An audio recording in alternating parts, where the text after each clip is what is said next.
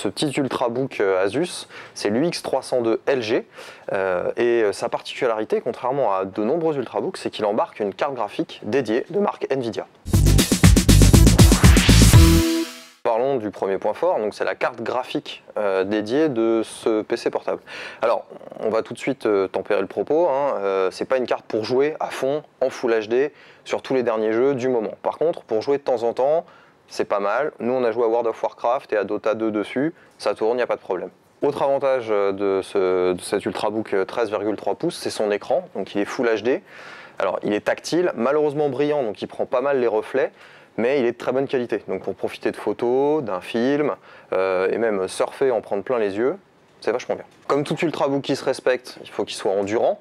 Donc on lui a fait passer nos tests d'autonomie classiques. Et en lecture vidéo HD continue, il tient en moyenne 6 heures, ce qui est plutôt bien, voire même complètement dans la moyenne des Ultrabooks avec les derniers composants Intel as well. Dernier point fort, il faut quand même en parler, la finition. L'alu a disparu, mais Asus a quand même voulu garder une petite touche de luxe et a mis du verre Gorilla, comme celui qu'on retrouve sur les tablettes, sur le capot de son PC, ce qui évite de le rayer, etc. C'est sympa, ça rigidifie bien l'écran quand on utilise le tactile, c'est très agréable. Premier point faible de ce ZenBook UX302 LG d'Asus, c'est son stockage. Il y a un petit module de SSD et un disque dur. On appelle ça du stockage hybride.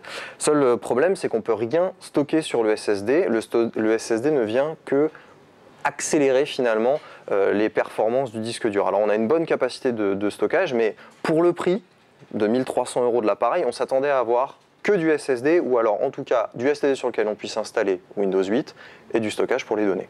Autre point faible, le poids. Ce X302 a pris quelques grammes sur la balance, donc un poids en hausse, ce qui est un désavantage quand on veut se balader avec la machine. On le sent bien dans le sac puisqu'on est au-dessus d'1,5 kg. Le dernier point faible, c'est le manque de véritable suite logicielle complète livrée avec l'appareil. Asus ne livre absolument rien, hormis quelques programmes qui servent à entretenir la machine, c'est-à-dire mettre à jour des programmes embarqués ou encore mettre à jour le matériel, les pilotes, etc. On pourrait dire simplement que le ZenBook UX302 LG est beaucoup plus polyvalent que les autres Ultrabooks dans le commerce. Pour sa bonne raison, c'est qu'il embarque une carte graphique dédiée, ce qui lui permet de pouvoir vous donner satisfaction sur certains jeux 3D de temps en temps, alors que les autres Ultrabooks généralement n'embarquent pas de carte 3D, et donc il faut se contenter de la bureautique, du multimédia et du surf sur Internet.